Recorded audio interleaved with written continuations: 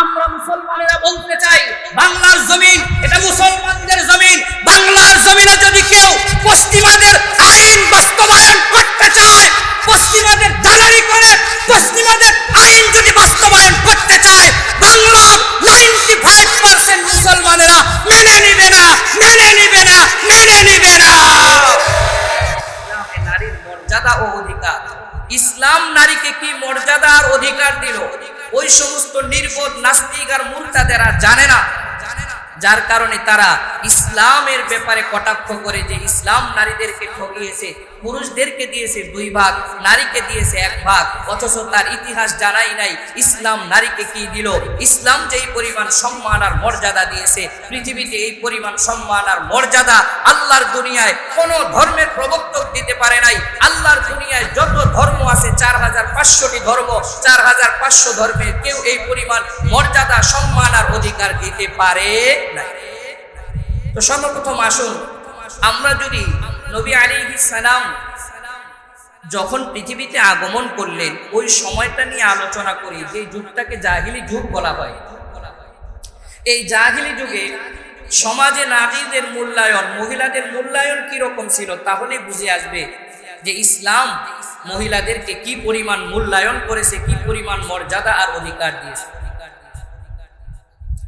জাহিলি যুগে নারীদের কি পরিমাণ অবমূল্যায়ন ছিল, নারীদেরকে কিভাবে অপমান অপদস্থ করা হতো। 1 নাম্বার,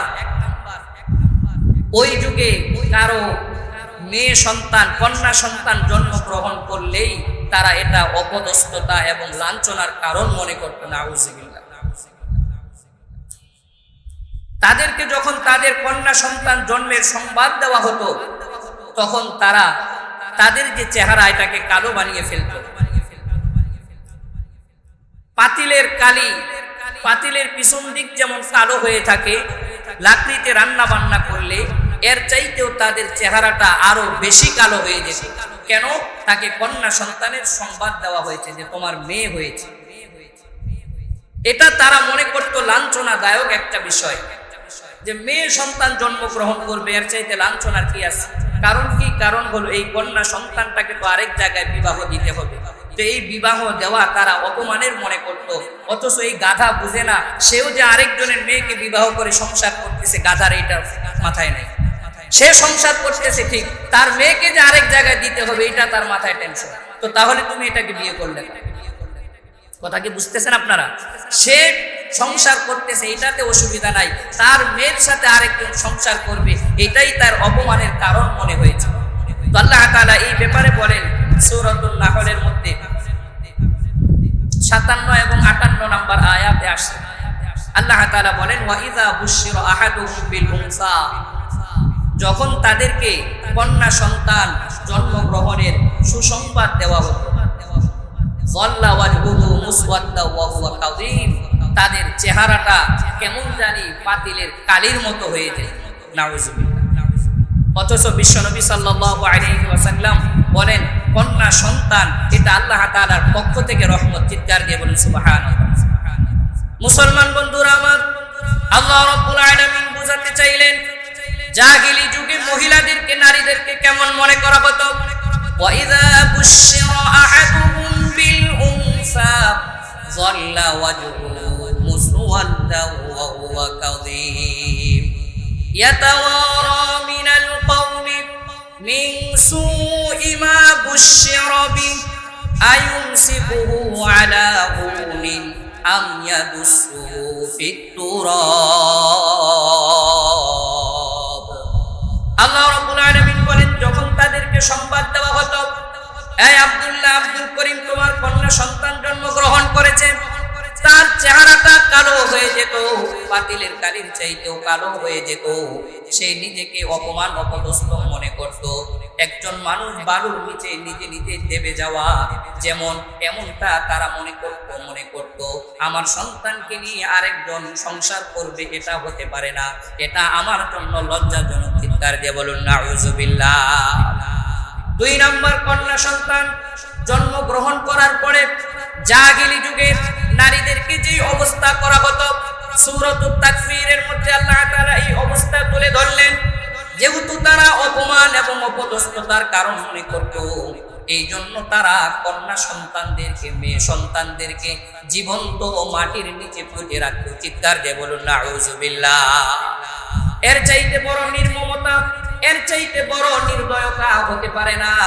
একজন জীবন্ত মানুষকে পুঁতে ফেলা অন্য কোনো প্রাণী নয়, মানুষের পৃথিবীর সমস্ত মাখলুকাতের মধ্যে আশরাফুল মাখলুকাত হলো মানুষ। এই মানুষকে জীবন্ত কবরস্থ করে দেওয়া, জীবন্ত পুঁতে ফেলা, এর চাইতে বড় নির্দয়া আল্লাহর জমিনে হতে পারে না। আল্লাহ রাব্বুল আলামিন বলেন, وَإِذَا الْمَوْءُودَةُ سُئِلَتْ بِأَيِّ ذَنبٍ قُتِلَتْ وَإِذَا الصُّحُفُ نُشِرَتْ। আল্লাহ রাব্বুল আলামিন বলেন, কিয়ামতের ময়দানে যে কন্যা সন্তানদেরকে জীবন্ত দাফন করা হয়েছিল তাদেরকে আল্লাহ জিজ্ঞেস করবেন, কি অপরাধ ছিল তোমার? তোমার বাবা কেনই বা তোমাকে জীবন্ত পুঁতে ফেললো দুনিয়াতে?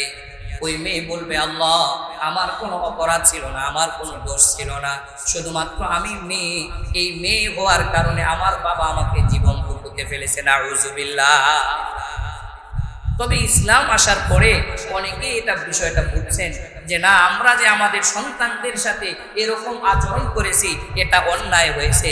নবী আলাইহিস সালামের কাছে কিছু কিছু সাহাবী গিয়ে বলছেন, ইয়া রাসূলুল্লাহ, আমি তো আমার কন্যা সন্তানের সাথে এমনটা করেছি, আল্লাহ তাআলা কি আমাকে মাফ করবেন? নবীজি বললেন, তুমি খাঁটি দিলে তওবা করো, আল্লাহ তাআলা তোমাকে মাফ করে দিবেন। সুবহানাল্লাহ। বিশ্বনবী সাল্লাল্লাহু আলাইহি ওয়াসাল্লামকে কি সাহাবী নিজের মেয়েকে জীবন্ত পুঁতে ফেলার ঘটনাটা বলতেছিলেন। বিশ্ব নবী শুনলেন আর চোখের পানি বেয়ে বেয়ে পড়তেছিল। নবীজির দাড়ি মুবারক গুলো ভিজে গেল যে একজন বাবা তার মেয়ের সাথে এরকম আচরণ কিভাবে করতে পারে।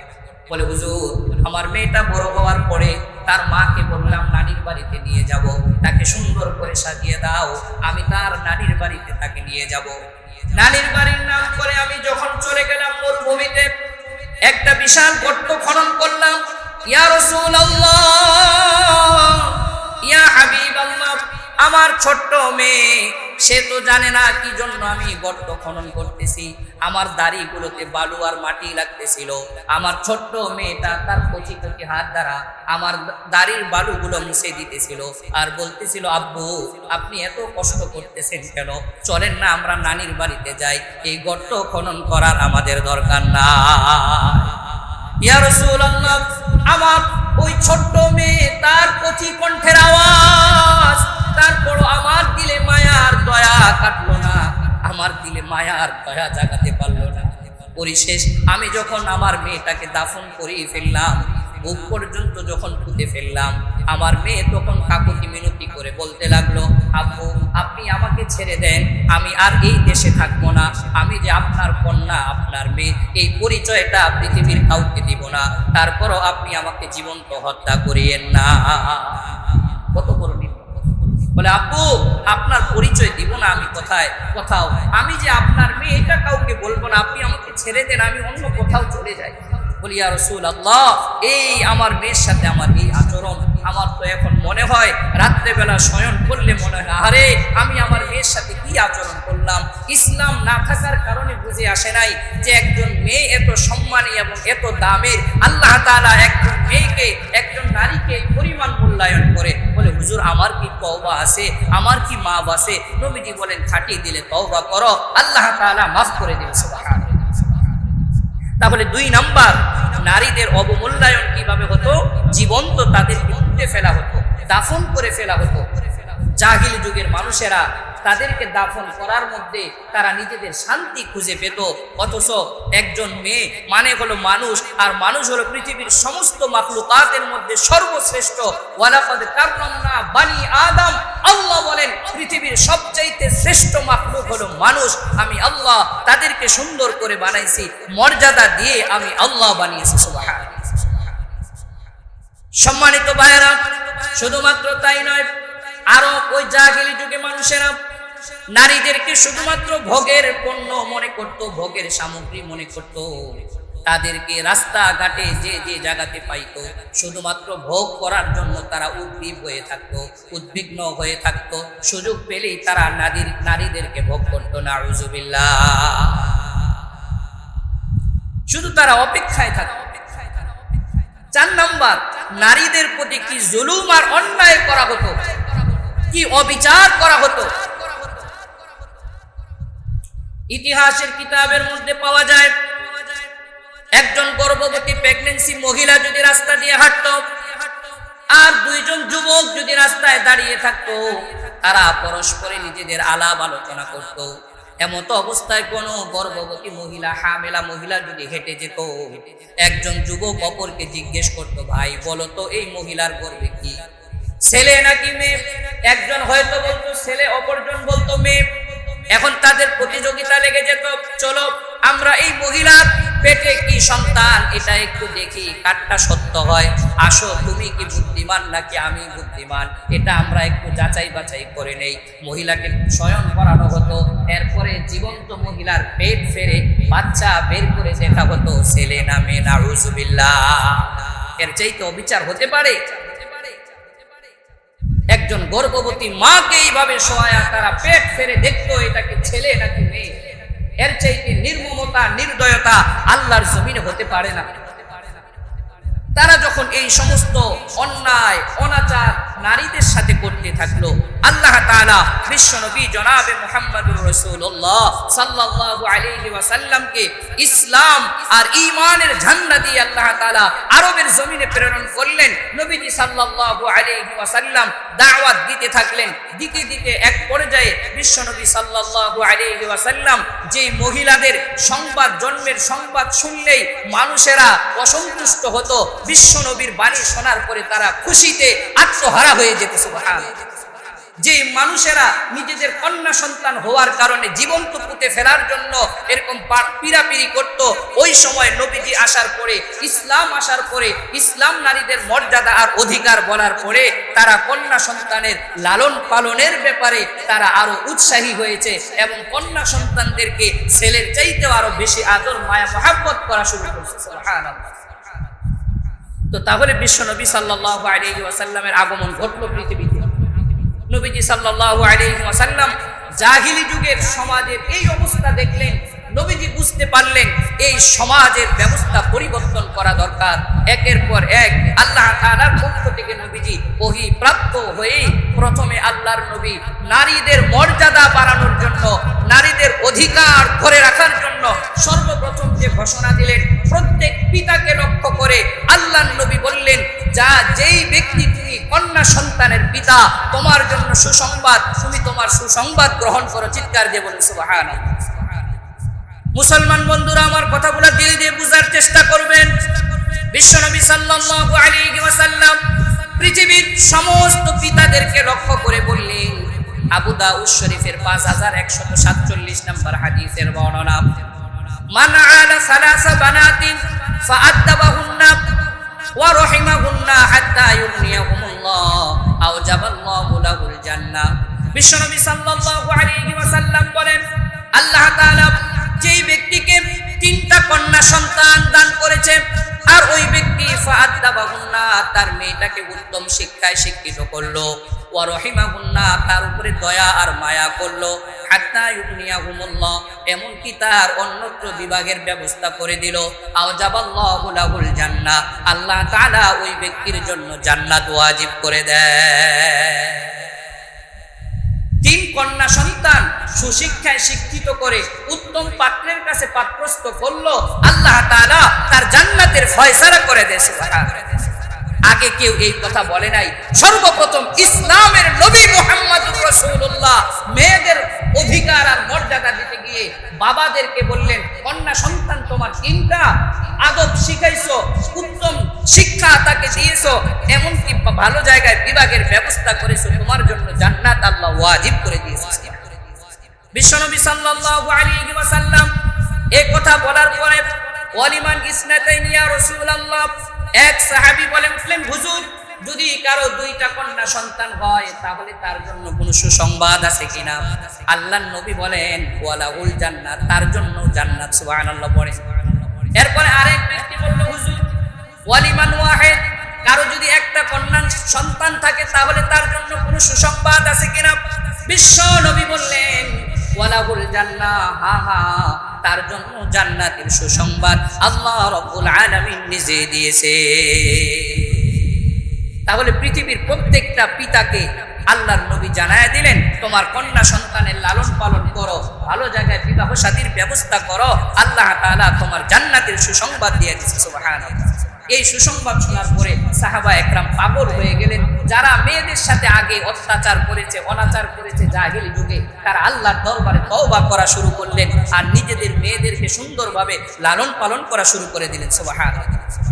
আবু দাউদ শরীফের আরেক riwayat, মুসলমান বন্ধুরা আমার লক্ষ্য করে শুনুন, বিশ্বনবী সাল্লাল্লাহু আলাইহি ওয়াসাল্লাম পৃথিবীর যত ভাই আছে তাদেরকে লক্ষ্য করে বললেন, ওয়ামান আলা সালাসা আখওয়াতিন ফাআদ্দাবাহুন্না ওয়া যাওয়াজাহুন্না ওয়া আহসানা ইলাইহিন্না ফালাহুল জান্নাহ।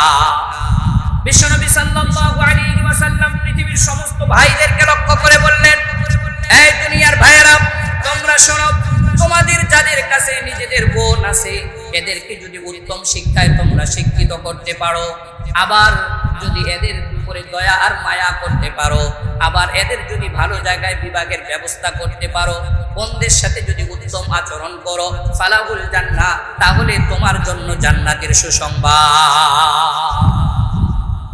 বিশ্বনবী সাল্লাল্লাহু আলাইহি ওয়াসাল্লাম সুসংবাদ দেওয়ার পরে পৃথিবীর যত ভাই আছে, সাহাবা একরামের মধ্যে যাদের বোন আছে, তারা তাদের বোনদের নিজেদের খেয়াল রাখা শুরু করে দিল।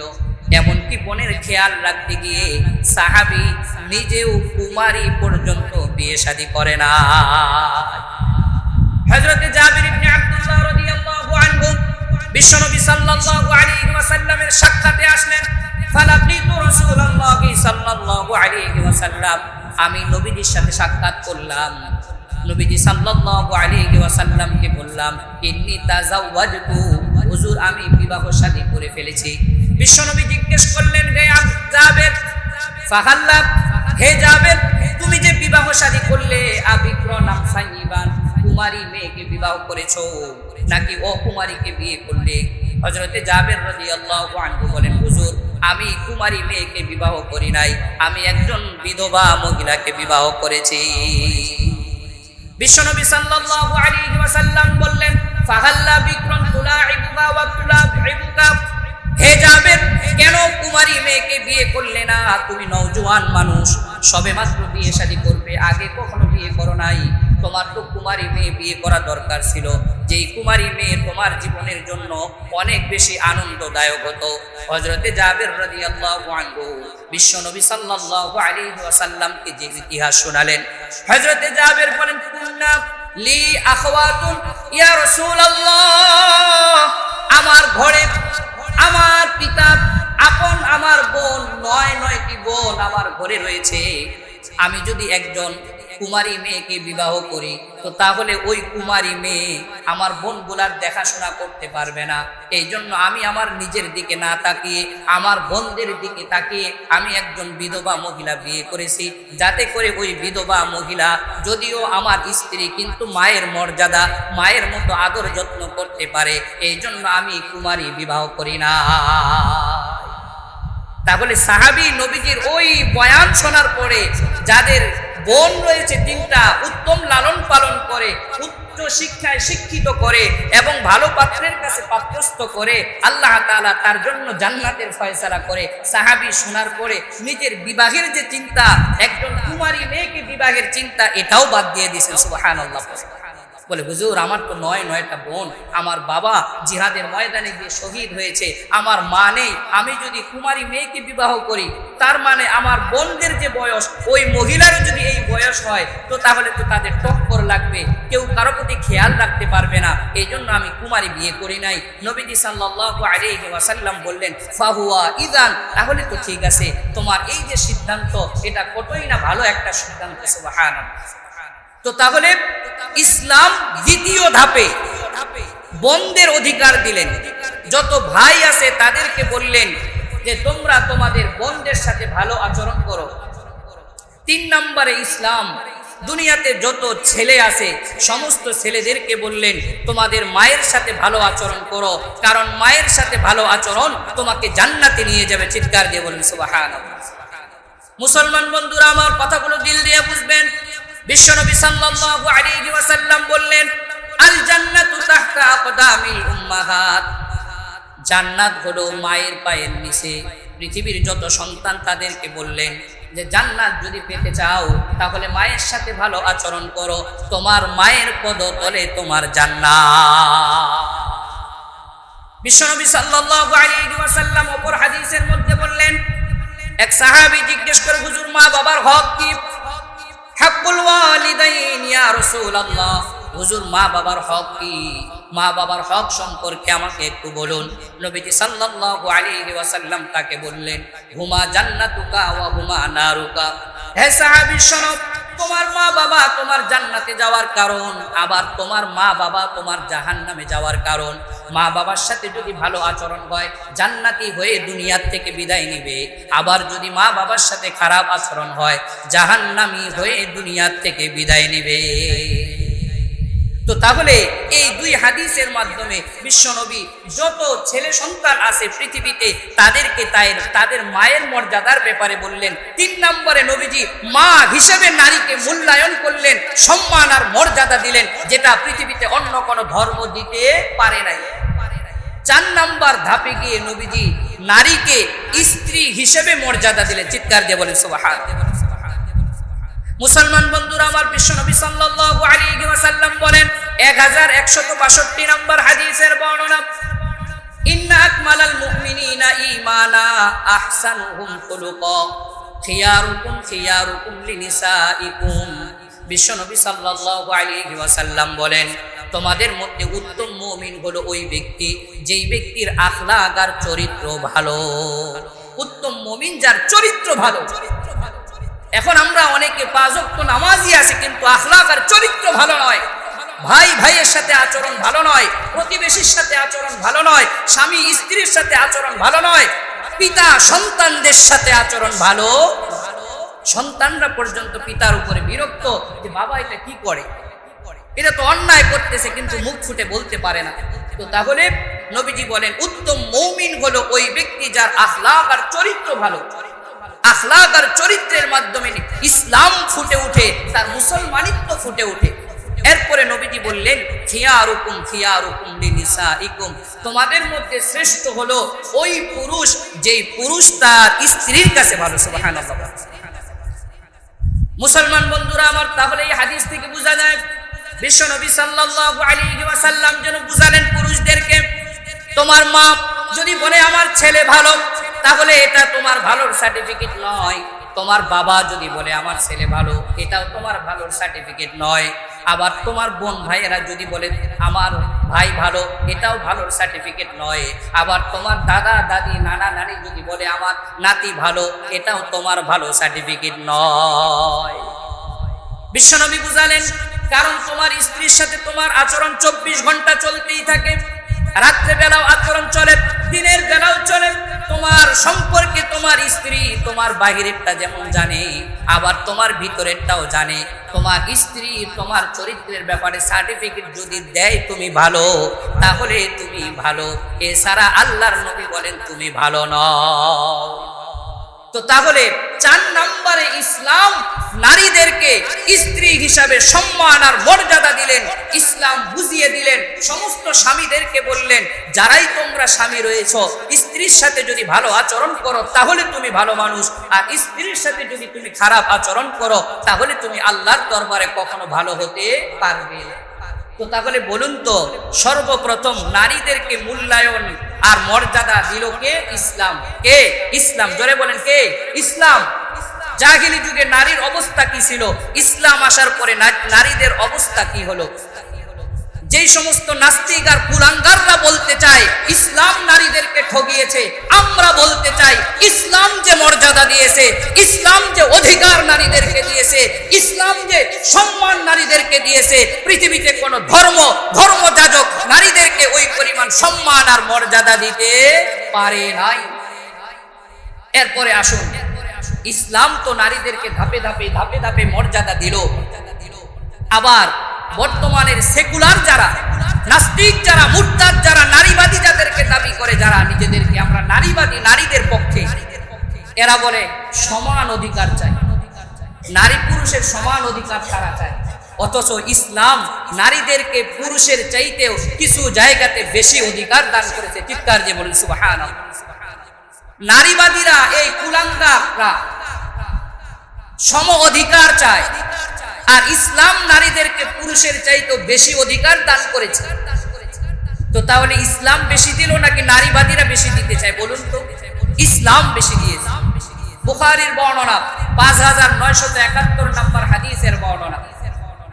জা রাজুলুন ইলা রাসূলিল্লাহি সাল্লাল্লাহু আলাইহি ওয়াসাল্লাম মান আহাক্কুন নাসি বিহুসনি সাহাবাতি ইয়া রাসূলুল্লাহ। এক ব্যক্তি, এক সাহাবী বিশ্ব নবীর দরবারে এসে বললেন, ইয়া রাসূলুল্লাহ, আমি যে খেদমত করব, আমার মাও আছে, বাবাও আছে, এদের মধ্যে সর্বপ্রথম খেদমত করব কার? বিশ্বনবী সাল্লাল্লাহু আলাইহি ওয়াসাল্লাম বললেন, উম্মুক। হে সাহাবী, তুমি তোমার মায়ের খেদমত করো। সাহাবী দ্বিতীয়বার জিজ্ঞেস করলেন, সুম্মা মান ইয়া রাসূলুল্লাহ, হুজুর দ্বিতীয়বারে কার খেদমত করব? বিশ্বনবী বলেন, সুম্মা উম্মুক, আবার তোমার মায়ের খেদমত করো। আবার তৃতীয়বার সাহাবী জিজ্ঞেস করলেন, সুম্মা মান ইয়া রাসূলুল্লাহ, হুজুর আবার কার খেদমত করব? 3 নম্বরে বিশ্বনবী বললেন, সুম্মা উম্মুক, তোমার মায়ের খেদমত করো। চতুর্থবার সাহাবী আবার জিজ্ঞেস করলেন, হুজুর সুম্মা মান, এর পরে কার খেদমত করব? এবার নবীজি বললেন, সুম্মা আবু।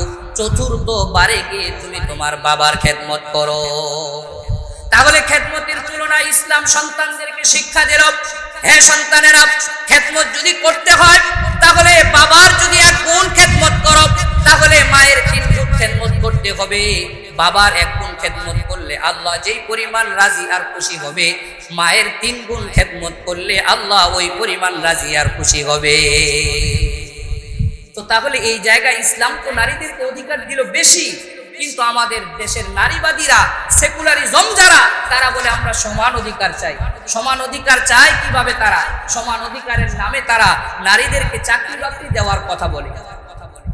ইসলাম নারীদেরকে তো বানালো রাজরানী, আর কুলাঙ্গার নাস্তিকবাদী নারীবাদী যারা, এরা নারীদেরকে চাকরানী বানাতে চায়, চাকরানী বানাতে চায়। কথা বলুন ঠিক কিনা?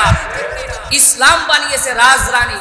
ইসলাম যখন নারী মেয়ে বাবাকে বলল ভালো আচরণ করো, নারী যখন বোন ভাইদেরকে বলল ভালো আচরণ করো, নারী যখন স্ত্রী স্বামীকে বলল তার সাথে ভালো আচরণ করো, আবার নারী যখন মা সন্তানকে বলল তার সাথে ভালো আচরণ করো। ইসলাম তো নারীকে রাজরানী বানালো, আর এই কুলাঙ্গার সেকুলারিজম যারা, নারীবাদী যারা, এরা নারীদেরকে চাকরানী বানাতে চায়, এরা নারীদেরকে চাকরানী বানাতে চায়। মুসলমানের সন্তানেরা, মুসলমান যারা, এই আইনে কখনো তারা বিশ্বাস করতে পারে না, পারে না, পারে না। আমরা কি চাই? আমাদের মা বোনেরা চাকরানী হোক। কি বলেন? চাই। এরা নারীর সমান অধিকার বলতে যেটা বুঝাতে চায়, পুরুষেরা যেমন চাকরি করবে, মহিলারাও চাকরি করবে। আমাদের কিছু কিছু মহিলারা এই ফাঁদে পা দিয়ে ফেলছে। তারা বাড়িতে স্বামীকে 1 কাপ চা বানায়া দিতে দ্বিধাবোধ করে, যে না, আমার কাজ তো এটা না, আমি চাকরি বাকরি করব, আমি চাকরি বাকরি করব, আমি এডুকেটেড পারসন, একজন ওমেন, আমি কেন তোমাকে চা বানায় দেব? এটা নিজেকে দাসী আর বাদী মনে করে। কিন্তু এই মহিলাটাই অফিসে যাওয়ার পরে বসের সামনে চা বানায় দিয়া স্যার স্যার ডাকতে ডাকতে জিহ্বার পানি শুকায়া ফেলে। কথা বলুন ঠিক কিনা? ও অন্য পুরুষের চা বানাতে ভালো লাগে, আর যেই পুরুষকে আল্লাহ হালাল বানালেন, যেই পুরুষের পদতলে তোমার জান্নাত, ওই পুরুষের চা বানাতে ভালো লাগে না। আমাদের কিছু কিছু মহিলারা, ওই যে নারীবাদী যারা, এদের যে ফাঁদ, এই ফাঁদে তারা পা দিয়েছে। ইসলাম যদি আমরা মেনে চলতাম, আমাদের পুরুষদেরকে তো আল্লাহ তাআলা কাজকর্মের জন্য বানিয়েছেন, নারীরা তো কাজকর্ম করবে ঘরের, তো তারা রানী হয়ে ঘরের কাজকর্ম করবে। আমাদের পুরুষরাই তো রাস্তার মাটি টানার কথা ছিল, কিন্তু এই সমস্ত নারীবাদী আর সেকুলারিজমের কথায় যখন নারীরা পা দিয়েছে, এখন কি হয়েছে? গতানুগতিক সম অধিকার এমন হয়েছে, পুরুষেও রাস্তায় গিয়ে মাটি কাটে, মহিলাও গিয়ে মাটি কাটে। জোরে বলেন, আসে না নাই? অথচ ইসলাম তো তাদেরকে যে মর্যাদা আর সম্মান দিয়েছিল, তারা তো রাজরানী ছিল, তারা তো চাকরানী ছিল না। ইসলাম তাদেরকে বানিয়েছে রাজরানী, আর কিন্তু তারা নিজেদেরকে বানাইতেছে চাকরানী। চিৎকার দিয়ে বলেন নাউজুবিল্লাহ। সম্মানিত ভাইরা, তারা ইসলামের যে আইনের ব্যাপারে বেশি কথা বলে সেটা হলো, এক, বাবা মারা যাওয়ার পরে মেয়ে পাবে 1 ভাগ, ছেলে পাবে কয় ভাগ? 2 ভাগ। বাবা মারা যাওয়ার পরে বাবার সম্পত্তি বলেন, মায়ের সম্পত্তি বলেন, এইখান থেকে ছেলে পাবে 2 ভাগ, মেয়ে পাবে 1 ভাগ। ছেলে পাবে 2 ভাগ, মেয়ে পাবে 1 ভাগ বাবা মারা যাওয়ার পরে। কুরআনুল কারীমের সূরাতুন নিসার মধ্যে আয়াত এসেছে, আল্লাহ তাআলা বলেন, ইউসিকুমুল্লাহু ফি আওলাদিকুম লিযযাকারি মিসলু হাযযিল উনসায়াইন।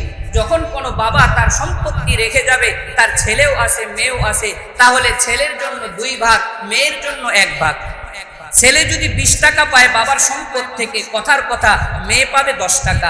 ছেলে যদি 10 টাকা পায়, কথার কথা মেয়ে পাবে 5 টাকা। ছেলে যদি পায় 2 টাকা, তো তাহলে এই যে ভাগ, এটার মধ্যে ভাগ করে ছেলের তুলনায় মেয়েকে 1 ভাগ দিয়ে। তাদের এই আইনে চুলকানি, বলেন কি কানি? চুলকানি। তারা বলে এই জায়গায় সমান অধিকার দিতে হবে, এই আইনের পরিবর্তন করতে হবে। শুরুতে একটা কথা বলছি, বর্তমান সমস্যার মধ্যে একটা বিষয় আমাদের দেশে চলতেছে, নারী সংস্কার বিষয়ক কমিশন। শুনছেন আপনারা? দেখতে সব হিজলা মার্কা, একটাও মহিলা নাই, একটাও মহিলা নাই। যারা আমাদের প্রধান উপদেষ্টার কাছে এই সমস্ত নীতিমালা পেশ করছে, দেখতে সবগুলা হিজলা মার্কা, একটাও নারী দেখা গেল না, সবগুলা হিজলা। নাউজুবিল্লাহ বলে। তো এরা এই আইনের পরিবর্তন চায়। বলুন তো এই আইনটা কি মানুষের নাকি আল্লাহর? জোরে বলুন কার? জোরে বলুন কার? আল্লাহর। এখন আসেন, আপনি আমি শুধুমাত্র যদি ইসলামী একটা একটা আইন নিয়ে যদি কথা বলি তাহলে তো হবে না, শুরু থেকে টানবেন না। দেখেন ইসলাম নারীকে কি কি দিল। এক আইন নিয়ে যদি আপনি বসে থাকেন, এই জায়গায় ইসলাম নারীকে ঠকালো না, ইসলাম নারীকে ঠকায় নাই, আর ইসলাম পুরুষের তুলনায় নারীকে বেশি দিয়েছে। তারা এক আইন নিয়ে পড়ে আছে, আরেক আইনে তারা যেতে চায় না। শুরু থেকে আসেন, ইসলাম নারীকে কখনো ঠকায় নাই। ইসলাম নারীকে সব জায়গার থেকে দিয়েছে। বাবার সম্পত্তি থেকে মেয়ে পাবে, আবার ভাইয়ের সম্পত্তি থেকে পাবে, আবার স্বামীর সম্পত্তি থেকে পাবে, আবার ছেলের সম্পত্তি থেকেও পাবে। চিৎকার দিয়ে বলেন সুবহানাল্লাহ। সম্মানিত দ্বীনী ভাইরা, একজন কন্যা সন্তান জন্মগ্রহণ করার পরে সর্বপ্রথম দায়িত্ব হলো বাবার উপরে। যতদিন পর্যন্ত এই মেয়ের বিয়ে শাদী হবে না, ততদিন পর্যন্ত বাবার কাঁধে মেয়ের দায়িত্ব। মেয়েকে কখনো কোনো উপার্জন করতে হবে না, কোনো কিছু করতে হবে না। বাবা নিজের ঘাম পানি করে এই মেয়েটাকে উপার্জন করে খাওয়াবে। পক্ষান্তরে ছেলে সন্তান যদি হয়, প্রাপ্তবয়স্ক হয়ে যাওয়ার পরে ইসলামী বিধান হলো, ইসলাম বলে তুমি তোমার ছেলেকে তার মতো ছেড়ে দাও, সে যেইভাবে আয় উপার্জন করে ওইভাবে চলুক। কিন্তু নারীর বেলা ইসলাম বলল, যতদিন পর্যন্ত বিয়ে শাদী না হবে ততদিন পর্যন্ত বাবা দেখাশোনা করবে। ছেলের বেলায় ইসলাম বলে, যেহেতু সে কর্ম করতে সক্ষম, অতএব প্রাপ্তবয়স্ক হওয়ার পরে ছেড়ে দাও, সে নিজে নিজেই আয় উপার্জন করে চলতে থাকুক।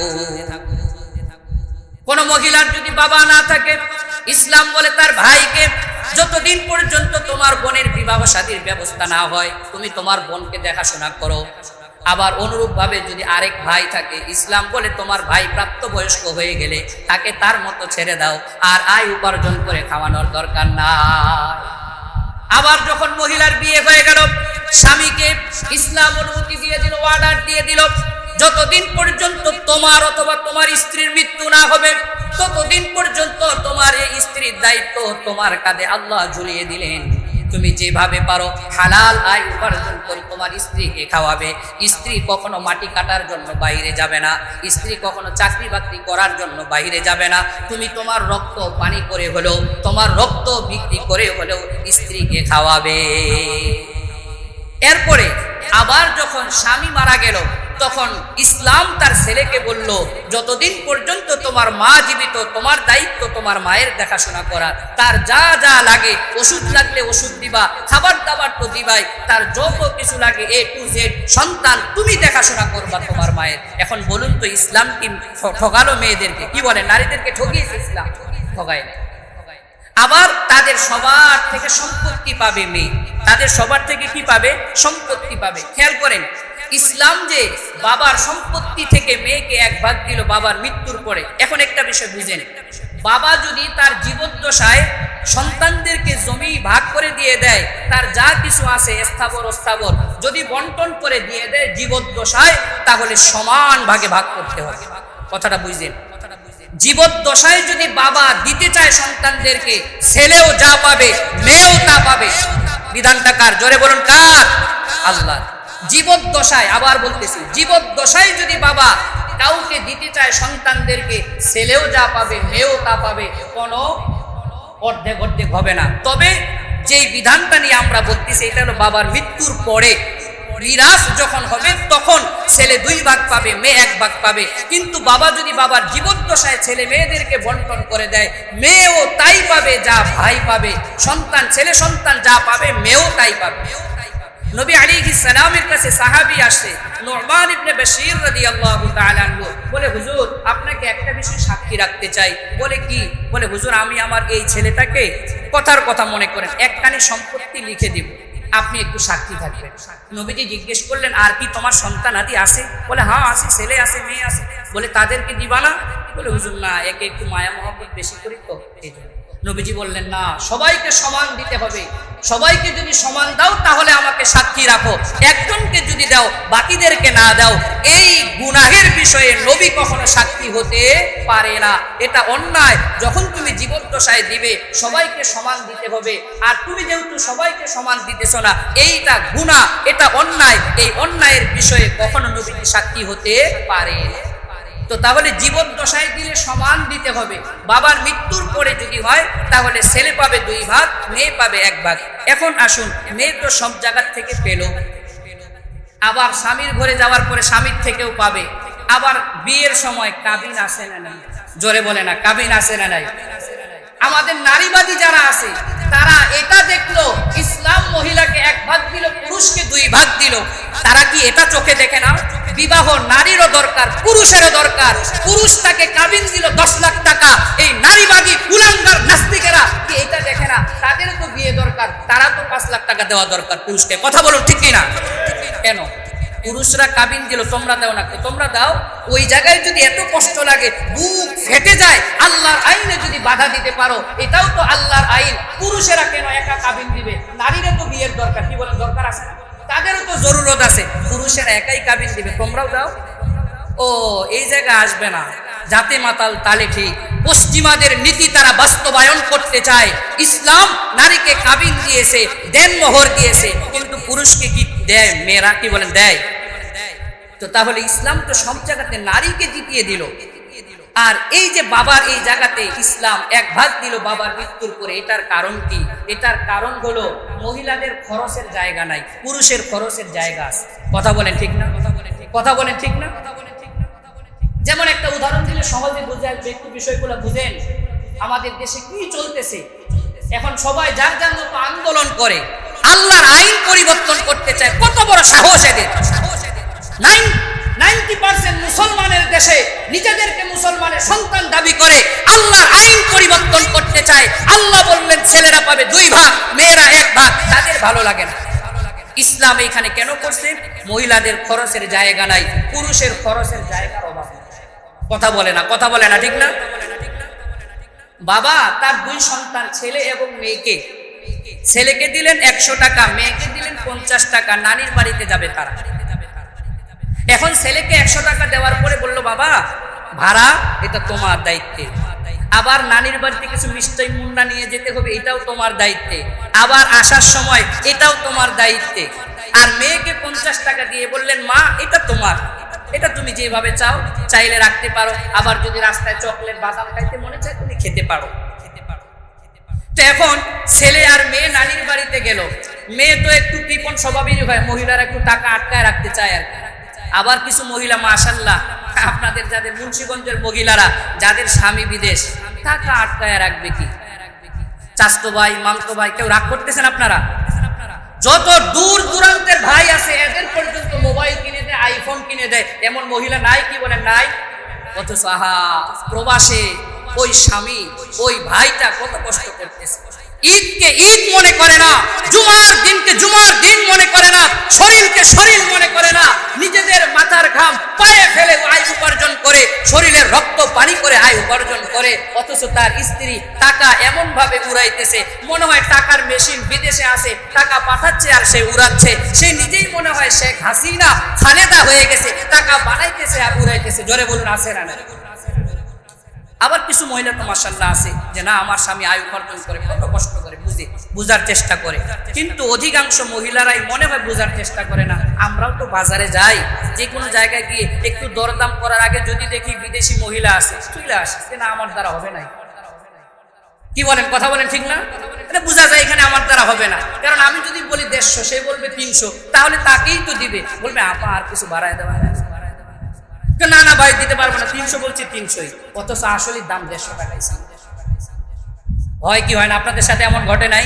এই জন্য যে জায়গায় দেখি মনে হইতেছে যে মহিলা বুঝি এটা জামাই বিদেশ, এখানে গিয়ে আমার লাভ হবে না, বাস পিছনে ফেরত এসে আরেক দোকানে চলে যায়। এখন এরা বুঝার চেষ্টা করে না। আবার কিছু সব ধরনের মহিলারাই আছে, তো এখন মেয়ে টাকা চিপায় রাখছে, তার কোনো খরচপাতি হয় নাই, তো ছেলে 100 টাকার পরে একের পর এক খরচ বাবা বাতলায় দিল, এটা করবা ওইটা করবা, ভাড়া দিয়ে নিয়ে যাবা, বোন কিছু খাইতে চাইলে খাওয়াইবা, আবার নানির বাড়িতে ফল ফুল নিয়ে যাবা। এরপরে দেখা গেল ছেলে এবং মেয়ে যখন নানির বাড়ি থেকে ফেরত আসলো, ছেলের খরচ করতে করতে করতে করতে খরচ হয়ে গেছে 97 টাকা। আছে কয় টাকা?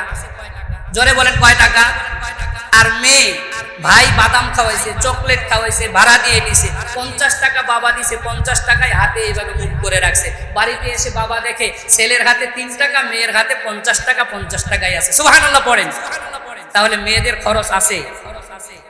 সম্মানিত দিনী ভাইরা, ইসলাম মহিলাদেরকে বলল তোমার কোনো খরচ নাই, তুমি যখন কন্যা তোমার জন্য খরচ করবে বাবা, আবার তুমি যখন বোন তোমার জন্য খরচ করবে ভাই, আবার তুমি যখন স্ত্রী তোমার জন্য খরচ করবে স্বামী, আবার তুমি যখন মা তোমার জন্য খরচ করবে সন্তান।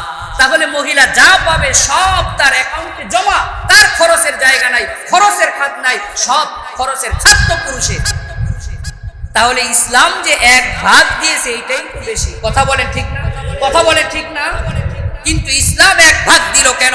আল্লাহ কারো উপরে জুলুম করতে চায় না, এই জন্য মহিলাদেরকে 1 ভাগ দিয়েছেন, আর ছেলেদেরকে 2 ভাগ দিয়েছেন। তার খরচের খাতের অভাব নাই, ছেলে মেয়েদেরকে দেখতে হবে, স্ত্রী সন্তানকে দেখতে হবে, নিজের খরচ চালাতে হবে, শ্বশুর বাড়িতে গেলে লাগবে, দাদা দাদি থাকলে তাদেরকেও দিতে হবে, নানা নানি থাকলে তাদেরকেও দিতে হবে, ভাই আছে তাকেও দিতে হবে, চাচতো মামতো ভাই যদি গরিব হয় তাদেরকেও দিতে হয়। ছেলের খরচের খাতের অভাব নাই, অথচ মহিলাদের খরচের কোনো খাত নাই। তারপরে ইসলাম দিল 1 ভাগ। তারপরে যারা নারীবাদী এদের পছন্দ হয় না, আমরা বলতে চাই তারা আসলেই আল্লাহর আইনের বিরুদ্ধে কথা বলে না, তারা মূলত পশ্চিমাদের দালাল, পশ্চিমাদের দালাল, পশ্চিমাদের দালাল। আমরা মুসলমানেরা বলতে চাই বাংলার জমিন এটা মুসলমানদের জমিন, বাংলার জমিনে যদি কেউ পশ্চিমাদের আইন বাস্তবায়ন করতে চায়, পশ্চিমাদের দালালি করে পশ্চিমাদের আইন যদি বাস্তবায়ন করতে চায়, বাংলা 95% মুসলমানেরা মেনে নিবে না, মেনে নিবে না, মেনে নিবে না। মানবেন আপনারা? কারণ আইনটা কার? জোরে বলুন কার? তাহলে ইসলাম নারীকে যে মর্যাদা আর অধিকার দিয়েছে পৃথিবীতে কেউ বুঝে আসছে? তাহলে মূলত নারীর জিত, নারীর হক নয়। আল্লাহ তাআলা আমাদেরকে বুঝবার তৌফিক দান করুন। আমিন ওয়া আখির দাওয়ানা আলহামদুলিল্লাহি রাব্বিল আলামিন।